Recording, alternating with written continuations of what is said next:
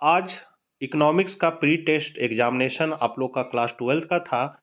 हजारीबाग और रामगढ़ जिला का दोनों का क्वेश्चन सेम था।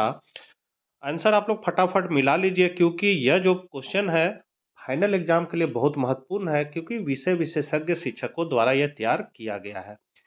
यदि आपके जिला में एग्जाम हो चुका है इकोनॉमिक्स का और आपको उसका आंसर जानना है, तो क्वेश्चन को मेरे टेलीग्राम चैनल पर पीडीएफ बनाकर भेज दीजिए, मैं उसका आंसर आपको बता दूंगा। फिलहाल हम लोग हजारीबाग और रामगढ़ के प्रश्नों को देख लेते हैं क्या आया था। तो आपका पहला क्वेश्चन आया था कि पूर्ण प्रतियोगिता में क्या स्थिर रहता है। तो पूर्ण प्रतियोगिता बाजार में आपका एआर और एमआर जो होता है वो स्थिर होता है। जैसे ये पूर्ण प्रतियोगिता बाजार का चित्र है, इसमें एआर और एमआर क्या है, स्थिर रहता है। ये एआर एमआर का रेखा है। दूसरा क्वेश्चन है आपका, सरकार के राजस्व आय का एक स्रोत निम्न में कौन सा है। तो घरेलू कर्ज हो जाएगा यहाँ। अन्य बातें समान रहने पर किसी वस्तु की कीमत में 5% की वृद्धि होने से उस वस्तु की पूर्ति की मात्रा में 6% वृद्धि हो जाती है, तो पूर्ति की कीमत लोच क्या होगी।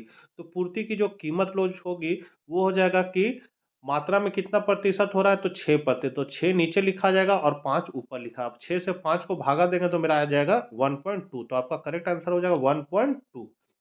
फिर है निम्न चित्र प्रदर्शित करता है। ये चित्र को आप देख सकते हैं, ये क्या चीज को बता रहा है, तो ये बताता है पूर्णतः लोचदार मांग को। निम्न में कौन सा वक्र उत्पाद अक्ष के समांतर होता है। तो उत्पाद अक्ष के समांतर जो होता है वो कुल स्थिर लागत होता है। एक सरल रेखा मांग वक्र के मध्य बिंदु पर मांग की लोच क्या होती है। तो ये है आपका सरल रेखा, और यहाँ बीचों बीच में मांग की लोच इकाई के बराबर होती है। यहाँ से यहाँ का बीचों बीच में मांग की लोच इकाई से कम होती है। यहाँ अक्ष पर मांग की लोच इकाई के शून्य हो जाती है, और यहाँ से यहाँ के बीचों बीच में मांग की लोच इकाई से अधिक होती है, और यहाँ पर मांग की लोच इकाई इन्फिनिटिव होती है। तो यहाँ बीचों बीच में इकाई के बराबर होती है। तो छठा का आपका बी हो जाएगा। सातवां, प्रवाह के अंतर्गत निम्न में कौन सा शामिल है। तो उपर्युक्त सभी शामिल है। केंद्रीय बैंक का मुख्य कार्य, उपर्युक्त सभी हो जाएगा इसमें। असंतुलित बजट, ए और बी दोनों हो जाएगा, मतलब आय और व्यय बराबर नहीं रहेगा तो असंतुलित हो जाएगा। अदृश्य मदों के अंतर्गत निम्न में किसे शामिल किया जाता है। तो बैंकिंग, जहाजरानी और सूचना तीनों को, तो इनमें सभी हो जाएगा। यदि किसी अर्थव्यवस्था में एमपीसी का मान 0.4 है तो एमपीएस का मान क्या होगा। तो इसको हम लोग निकालने के लिए हम लोग फॉर्मूला लगाएंगे, एमपीसी प्लस एमपीएस बराबर 1 होता है। ठीक है। अब यहाँ पर एमपीसी का मान 0.4 है और प्लस एमपीएस, तो इसको हम लोग क्या करेंगे, एक में 0.4 को घटा देंगे, तो आपका कितना आ जाएगा। तो आपका आ जाएगा 1 में 0.4 को घटा दीजिए, तो 10 में 4 चला गया तो 6 बचेगा, 0.0, तो 0.6 होगा। यहाँ बी ऑप्शन होगा बच्चों, तो आपको बी कर लेना है। जीएनपी और एनएनपी में क्या संबंध है। तो एनएनपी बराबर जीएनपी माइनस घिसावट होता है। एमपीसी का मान क्या होगा। तो एमपीसी का जो मान होता है 0 से अधिक और 1 से कम होता है, मतलब 0 और 1 के बीच में होता है। अन्य बातें समान रहने पर साधनों की कीमतों के बढ़ने से संतुलन कीमत पर क्या प्रभाव पड़ेगा। तो संतुलन कीमत जो है वो बढ़ जाएगी। अति अल्पकाल में पूर्ति होगी तो पूर्णतः बेरोजगार होगी। एक सरल रेखा मांग वक्र के मध्य बिंदु पर मांग की कीमत लोच होती है। तो ये क्वेश्चन 2 बार पूछ दिया है, तो इसमें 1 हो जाएगा आपका आंसर। बाजार संतुलन को निम्न में किस स्थिति से दर्शाया जाता है। तो डी बराबर है, जहां वह बाजार संतुलन कहाँ होता है, जहां मांग और पूर्ति बराबर होती है, इसलिए पहला हो जाएगा डी बराबर एस। फर्मों के मुक्त प्रवेश तथा निकासी की स्थिति में बाजार कीमत सदैव किसके बराबर होता है। तो न्यूनतम औसत लागत के बराबर होता है, सी हो जाएगा आपका। 19 निम्न में कौन सही है। तो ये ए नंबर जो ऑप्शन है ये आपका करेक्ट है, ये करेक्ट फॉर्मूला है। उपयोगिता की माप की जा सकती है तो मुद्रा के द्वारा। ऐसे ही उपयोगिता की माप यूटिल में होती है, तो यहाँ यहाँ पर है उपयोगिता की माप की जा सकती तो मुद्रा के द्वारा की जा सकती है। उत्पादन संभावना वक्र का ढाल गिरता है तो बाएं से दाएं हो जाएगा। तटस्थता वक्र का झुकाव होता है तो बाएं से दाएं। गुना का निम्न में किस सूत्र द्वारा व्यक्त किया जाता है। तो बी ऑप्शन हो जाएगा, के बराबर डेल्टा वाई बटा डेल्टा आई। मुद्रा वह है जो मुद्रा का कार्य करे, किस अर्थशास्त्री का कथन है। तो हार्डले विदर्स का कथन है। किस परिस्थिति में मुद्रा की पूर्ति में कमी आती है। तो नगद आरक्षित अनुपात। राजस्व व्यय एवं राजस्व प्राप्तियों के अंतर को क्या कहा जाता है? राजस्व घाटा। एनएनपी एमपी मतलब net national product market price पर क्या हो जाएगा? जीएनपी एमपी माइनस घिसावट हो जाएगा। ए ऑप्शन करेक्ट है। निम्न में किस विधि से जीडीपी की गणना की जाती है? तो इनमें से सभी विधि हो जाएगा। अब स्फीति अंतराल में क्या होता है? तो पूर्ति में तेजी से वृद्धि होती है। मुद्रा पर्ती का नियमन कौन करता है? तो रिजर्व बैंक ऑफ इंडिया। अति लघु उत्तरीय प्रश्न है कि सीमांत लागत और औसत लागत को परिभाषित कीजिए। तो सीमांत लागत क्या होता है? तो एक अतिरिक्त इकाई का उत्पादन करने से लागत में जितनी वृद्धि होती है उसे उस इकाई विशेष की सीमांत लागत कहा जाता है। और औसत लागत होगा कि कुल उत्पादन लागत को उत्पादित इकाइयों से भाग देकर औसत लागत ज्ञात किया जाता है। समष्टि अर्थशास्त्र की दृष्टि से 4 क्षेत्रकों का नाम लिखिए। तो पहला है घरेलू क्षेत्रक, दूसरा है व्यवसायिक क्षेत्रक, तीसरा सरकारी क्षेत्रक और चौथा है विदेशी क्षेत्रक। खुली अर्थव्यवस्था से आप क्या समझते हैं? तो जब किसी भी देश का अन्य देशों से आर्थिक संबंध स्थापित हो जाता है तो उसे खुली अर्थव्यवस्था कहा जाता है।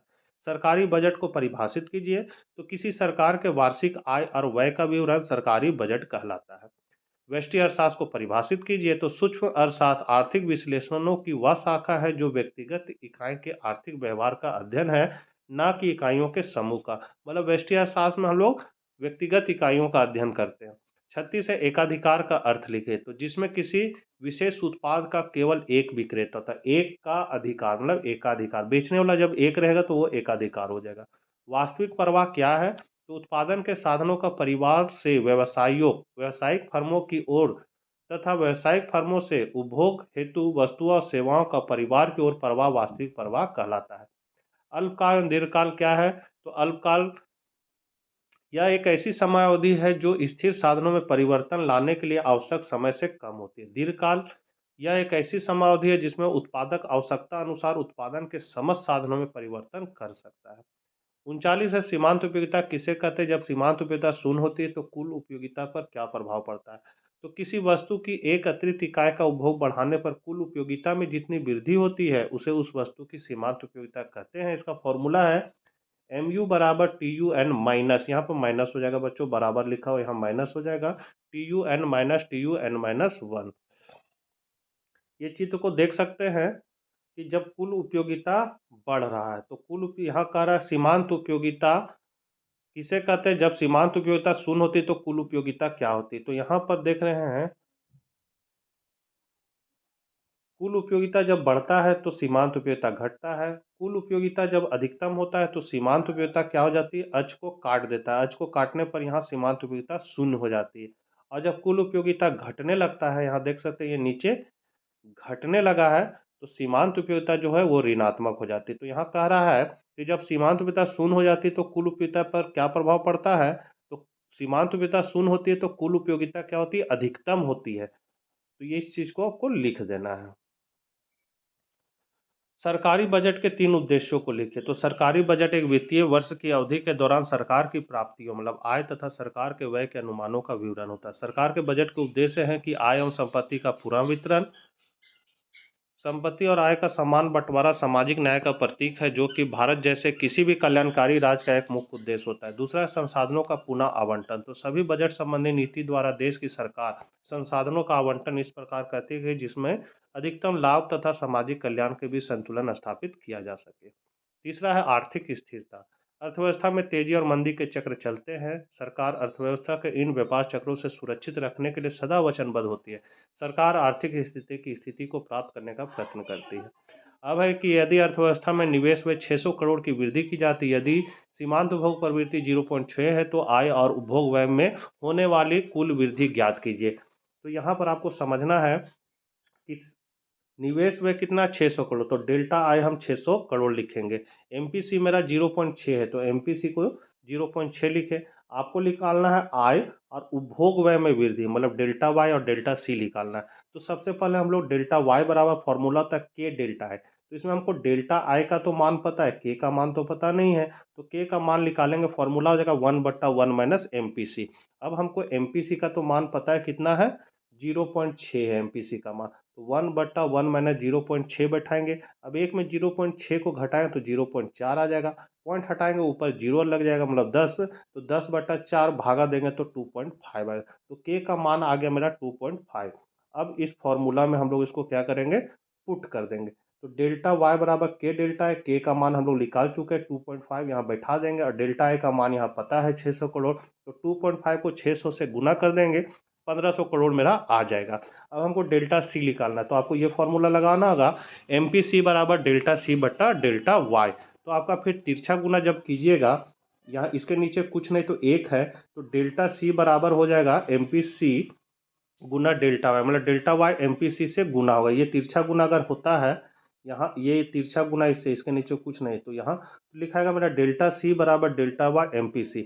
अब आपका डेल्टा वाई का मान तो आप निकाल चुके हैं 1500 करोड़, और एम पी सी मेरा 0.6 था, तो यहाँ बस 1500 0.6 को गुना कर दें तो 900 करोड़ आ जाएगा। तो आपका डेल्टा वाई जो निकला 1500 करोड़, और डेल्टा सी जो है उपभोग व्यय में वृद्धि है, सो 900 करोड़ निकल गया। मुद्रा के किन्हीं 3 कार्यों का उल्लेख कीजिए। तो मुद्रा का सबसे पहला काम है, आप देखिए डिटेल जो है उसको आप देख लीजिए, हम ऐसे ही आपने समझा देते हैं। मुद्रा के मुख्य काम जो है, प्राथमिक या मुख्य काम क्या है, तो ये है पहला विनिमय का माध्यम। मुद्रा जो है लेन देन के काम में आता है, विनिमय करने में काम आता है, डिटेल आप देख लीजिएगा। दूसरा है मूल्य का मापक। मुद्रा में क्या होता है, किसी भी चीज को मूल्य को मापने की शक्ति होती है, तो यह मूल्य का मापक होता है। फिर इसका गौण अथवा सहायक कार्य में क्या आता है, तो स्थगित भुगतानों का मान। मतलब है कि अगर हम किसी से उधार ले रहे हैं तो उसको बोलेंगे ठीक है हम बाद में दे देंगे, आपको सामान लिया, आपको बाद में हम पैसा चुका देंगे, तो ये इसमें स्थगित भुगतान का मान होता है, और ये ज़्यादा दिन तक टिकता भी है। फिर है मूल्य का संचय। मुद्रा को हम लोग जमा करके भी रख सकते हैं, संचय कर सकते हैं। मूल्य का हस्तांतरण, पैसा को एक से दूसरी जगह आसानी से ले जा सकते हैं, भेज सकते हैं, ये सुविधा है। आकस्मिक कार्य में इसका आ जाता है कि सामाजिक आय का वितरण है, साख का निर्माण है, अधिकतम संतुष्टि का माप है, राष्ट्रीय आय का वितरण है, शोध क्षमता की गारंटी है, पूंजी की तरलता में वृद्धि है। तो ये सभी मुद्रा के कार्य है। 43 है समग्र मांग के घटकों को लिखे। तो पहला समग्र मांग के घटक है, समग्र मांग को हम लोग कुल मांग भी बोलते हैं। इसका घटक है पहला निजी उपभोग व्यय, मतलब जिसको हम लोग सी में के रूप में रखेंगे। इसमें देश के गृहस्थों परिवारों द्वारा एक लेखा वर्ष में सभी वस्तुओं तथा सेवाओं के लिए की गई मांग को शामिल किया जाता है। दूसरा है निजी निवेश मांग, जिसको आई बोलेंगे। तो इससे अभिप्राय निजी निवेशकर्ताओं द्वारा पूंजी पदार्थों की खरीद पर करने वाले व्यय से। तीसरा है सरकारी व्यय। तो इसमें सरकारी उपभोग में व्यय तथा सरकारी निवेश व्यय दोनों शामिल होते हैं। सरकारी उपभोग व्यय से अभिप्राय सैन्य सुरक्षा प्रयोग के लिए वस्तुओं के उपभोग की खरीद पर खर्च। सरकारी निवेश व्यय से अभिप्राय सड़कों, डेमों तथा पुलों के निर्माण पर किया जाने वाला व्यय है।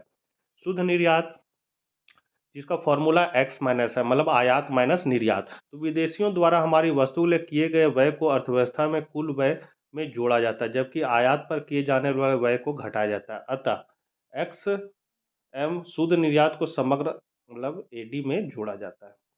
अब है 44 नंबर की, यदि एमपीसी का मान 0.75 है तो गुणक का मान क्या होगा। तो यहाँ पर गुणक का फॉर्मूला था के बराबर 1 बट्टा एमपीसी। एमपीसी का मान बैठा देंगे, एक में घटा देंगे, पॉइंट हटाएंगे, ऊपर जीरो आ जाएगा, तो 100 बट्टा 25, तो 25 चौके 100, आपका गुणक का मान आ जाएगा 4।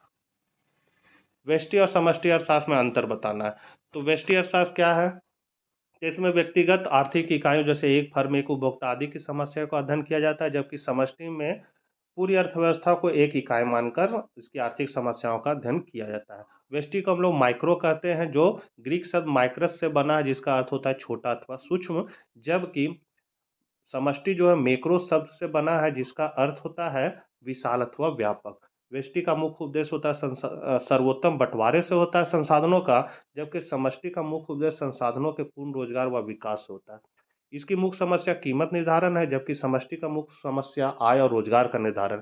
इसका मुख्य उपकरण मांग व पूर्ति है, जबकि इसका मुख्य उपकरण समग्र मांग व समग्र पूर्ति है। व्यष्टि अर्थशास्त्र की अवधारणा को समझना आसान है, जबकि समष्टि अर्थशास्त्र की अवधारणा को समझना कठिन है। व्यष्टि अर्थशास्त्र में आवंटन बहुत जरूरी काम होता है, जबकि इसमें आवंटन को स्थिर माना जाता है। मांगी गई मात्रा में परिवर्तन तथा मांग में परिवर्तन में अंतर बताएं। तो मांगी गई मात्रा यह केवल कीमत में परिवर्तन के कारण होता है, जबकि मांग में परिवर्तन जो है वो कीमत के अतिरिक्त कोई अन्य निर्धारक तत्व में परिवर्तन होने के कारण होता है। यह कीमत में कमी होने के कारण होता है मांगी गई मात्रा, जबकि यह उपभोक्ता की आय में वृद्धि, प्रतिस्थापन वस्तु की कीमत में वृद्धि, पूरक वस्तु की कीमत में कमी तथा उपभोक्ता की वस्तु के लिए रुचि में वृद्धि आदि के कारण होती है। फिर है यह एक मांग वक्र के ऊपर के बिंदु ए से नीचे की बिंदु बी की ओर संचलन करता है, मतलब इसमें मूल्य कम हो जाता है तो खरीद की मात्रा बढ़ जाती है। इसको हम लोग मांग में विस्तार भी कहते हैं, या मांग में मांग की मात्रा कहेंगे। जबकि इसमें क्या होगा, कि मूल्य स्थिर रहेगा और अन्य कोई कारण से जैसे उपभोक्ता का आय बढ़ गया तो मांग वक्र ही बदल जाएगा, डी से बदलकर D1 हो जाएगा। यहाँ से आपका दीर्घ उत्तरीय प्रश्न है, इसको थोड़ा हम शॉर्टकट में चलेंगे, क्या है कि थोड़ा सा बड़ा लंबा है। तो मांग की कीमत लोच को परिभाषित कीजिए। मांग की कीमत लोच को ए प्रतिस्थापक वस्तु की उपलब्धता तथा बी वस्तु का वैकल्पिक प्रयोग किस प्रकार प्रभावित करते हैं स्पष्ट करें। तो किसी वस्तु के मूल्य में प्रतिशत परिवर्तन के फलस्वरूप उसकी मांग मात्रा में जो प्रतिशत परिवर्तन होता है उसी को हम लोग मांग की लोच कहते हैं। तो इसका है प्रतिस्थापक वस्तु की उपलब्धता। यदि किसी वस्तु की प्रतियोगी वस्तु आसानी से बाजार में मिल जाती है तो उस वस्तु की कीमत में थोड़ी सी वृद्धि से ही उपभोक्ता प्रतियोगी वस्तुओं का प्रयोग करने लगते हैं, अर्थात वस्तु की मांग पर कीमत परिवर्तन का बहुत अधिक प्रभाव पड़ता है, अर्थात वस्तु की मांग लोचदार होती है। बी है वस्तु का वैकल्पिक प्रयोग। यदि वस्तु के प्रयोग की संख्या अधिक होती तो कीमत परिवर्तन का मांग पर ज़्यादा प्रभाव पड़ता है, अतः वस्तु की मांग अधिक लोचदार होती है। अगला है पैमाने के प्रतिफल से आप क्या समझते हैं, इनके प्रकारों का वर्णन करें। देखिए ये सब वीडियो मैंने पहले भी बना दिया, पैमाने का प्रतिफल पर डिटेल वीडियो आप प्लेलिस्ट में जाकर देख सकते हैं। यहाँ पर हम धीरे धीरे थोड़ा मोड़ा बता देते हैं। आप आंसर को देख सकते हैं कि पैमाने का प्रतिफल जो है वो दीर्घकालीन उत्पादन फलन को बताता है। मतलब पैमाना में इस प्रकार परिवर्तन करना है कि उत्पादन का जो साधन का अनुपात वो स्थिर रहता है। इसका अर्थ है कि पैमाने में वृद्धि की गई है। पैमाने के प्रतिफल तीन तरह के होते हैं, पैमाने का वृद्धिमान प्रतिफल, पैमाने का स्थिर प्रतिफल और पैमाने का ह्रासमान प्रतिफल। पैमाने का वृद्धिमान प्रतिफल है कि जिस अनुपात में हम साधन को बढ़ाते हैं उत्पादन उससे अधिक अनुपात में बढ़ जाते हैं। जैसे साधन है 1, उत्पादन है मेरा 2, साधन बढ़ा दिए 2, उत्पादन बढ़ गया 10, साधन बढ़ाए 3, उत्पादन बढ़ गया मेरा 15। तो इसका मतलब जिस हिसाब से हम साधन को बढ़ा रहे हैं उससे ज़्यादा अनुपात में उत्पादन बढ़ रहा है तो पैमाने का वृद्धिमान प्रतिफल को बताएगा। ये सब फॉर्मूला है, इसको आप लोग लिख लीजिएगा। इस चित्र में बता रहा है कि जैसे ये पैमाने का रेखा है, हर सम उत्पाद की दूरी क्रमशः क्या हो जाएगी, इसमें घटती जाएगी। देखिए पहले का जो दूरी है वो क्या है, ज़्यादा है, यहाँ ज़्यादा है दूरी, उसके बाद फिर दूरी क्या हो गया, कम हो गया। तो ये पैमाने का वृद्धिमान प्रतिफल को बताएगा। इसमें बता रहा है कि पूंजी और श्रम का हम एक मात्रा लेते हैं तो उत्पादन मेरा 100 यूनिट बढ़ जाएगा, फिर हम पूंजी को बढ़ाते हैं, श्रम को भी थोड़ा बढ़ाते हैं तो मेरा उत्पादन है सो 200 गुना बढ़ जाएगा। तो जिस हिसाब से हम साधन को बढ़ा रहे हैं उससे ज़्यादा अनुपात में मेरा उत्पादन बढ़ रहा है, तो ये वृद्धिमान प्रतिफल को बताएगा। इसके कारण है तकनीकी बचत, श्रम संबंधी बचत, वित्तीय बचत, विपणन मितव्ययिता और शोध प्रयोग और विज्ञापन से लाभ। पैमाने का स्थिर प्रतिफल मतलब होता है जिस अनुपात में हम साधन को बढ़ा रहे हैं उसी अनुपात में उत्पादन बढ़ा। जैसे साधन लिए 1, उत्पादन 1, साधन लिए 2, उत्पादन भी मेरा 2, साधन लिए 3, उत्पादन भी मेरा 3। तो ये अनुपात में सेम जा रहा है तो इसका मतलब ये स्थिर प्रतिफल को बताएगा। इसमें हर सम उत्पाद वर्ग की दूरी जो है यहाँ से यहाँ वो आपस में क्या होगी, बराबर होगी, तो ये पैमाने का स्थिर प्रतिफल को बताएगा। इस पर कॉब डगलस अर्थशास्त्री, कॉब और डगलस दो अर्थशास्त्री ने रिसर्च किया था और बताया कि उत्पादन में बड़ी लंबे समय तक पैमाने के स्थिर प्रतिफल पाए जाते हैं। पैमाने के स्थिर प्रतिफल के कारण क्या है, तो आंतरिक और बाह्य बचत आंतरिक और बाह्य हानियों के बराबर होती है। एक फर्म के विस्तार में कुछ सीमा तक पैमाने के बढ़ते प्रतिफल की अवस्था व पैमाने की स्थिर प्रतिफल लंबी अवस्था आती है। बच्चों वीडियो बहुत लंबा हो जा रहा है, हम बढ़ा दे रहे हैं, और यदि आपको इसका डिटेल और जानना है तो मैं फिर से दीर्घ उत्तरीय प्रश्नों का फिर से वीडियो बना दूंगा और उसमें धीरे धीरे समझा के बताऊंगा। अभी फिलहाल हम लोग आप लोगों को आंसर दिखा दे रहे हैं ताकि आप इसको कॉपी में नोट कर लीजिए, याद कीजिए, क्योंकि ये सभी क्वेश्चन फाइनल परीक्षा के लिए बहुत इंपॉर्टेंट है। और ये मेरे साइट पर भी आपको मिल जाएगा। यदि आप इंग्लिश वर्सन के बच्चे हैं, इंग्लिश में लिखते हैं, तो साइट पर आपको जाकर DRGP82 लिखकर क्रोम ब्राउज़र में सर्च करना है। सर्च करने के बाद आपको वहाँ ये मिल जाएगा, वहाँ पर जाके आप उसको लैंग्वेज को चेंज करके इंग्लिश में कर सकते हैं।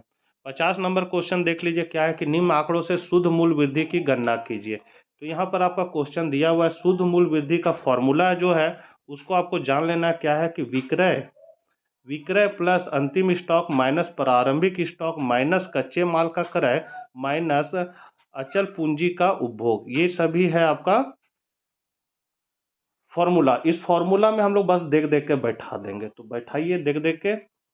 शुद्ध मूल्य वृद्धि बराबर सबसे पहले है क्या, तो विक्रय। तो विक्रय मेरा कितना है, तो यहाँ पर आप देखिए विक्रय है मेरा 200 करोड़, 200 करोड़ है, बस 200 करोड़ बैठा देना है देख के। फिर है अंतिम स्टॉक मेरा 400 होगा, प्रारंभिक स्टॉक 80 है, कच्चे माल का किराया 250 है और अचल पूंजी का उपभोग मेरा 50 है। सबको यहाँ जोड़ घटाव करके मेरा 1720 करोड़ रुपया आ जाएगा। अगला क्वेश्चन था, मांग की लोच को प्रभावित करने वाले कारकों का वर्णन करें। तो देख लीजिए इसका आंसर, तो हम बढ़ा दे रहे हैं। मांग की लोच को प्रभावित कैसे करता है, तो प्रतिस्थापन वस्तुओं की उपलब्धता पहला प्रभावित करने वाला कारक है।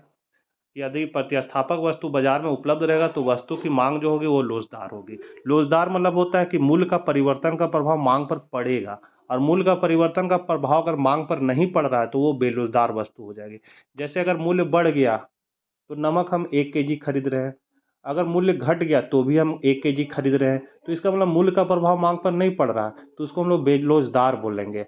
और मूल्य बढ़ गया तो उसका हम कम सामान खरीद रहे हैं या उसको फिर हम नहीं खरीद रहे हैं, तो इसका मतलब है मूल्य का प्रभाव मांग पर पड़ रहा है, तो वैसी स्थिति में वो लोचदार कहलाएगा। तो यही है कि प्रतिस्थापक वस्तु की उपलब्धता में वस्तु की मांग जो होती है वो लोचदार हो जाएगी। ये हम थोड़ा आपको शॉर्टकट में बता रहे हैं। दूसरा है वस्तु की प्रकृति। तो वस्तु की प्रकृति क्या होती है, विलासिता की लोचदार होती है, जबकि अनिवार्य का बेलोचदार होता है। आदतें तब फैशन इसमें लोचशील होती है।